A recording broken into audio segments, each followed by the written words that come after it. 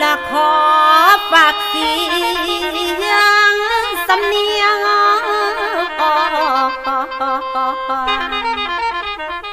จะปลดก่อนออกมาใหม่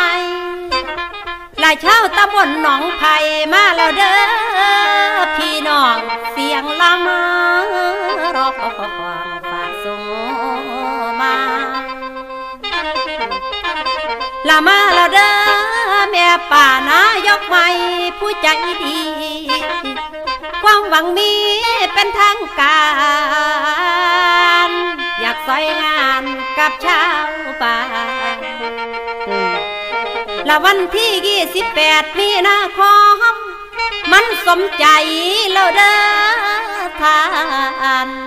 ความจัดสรรทีมงานมาละนายเกษมสันเมรุตเบอร์2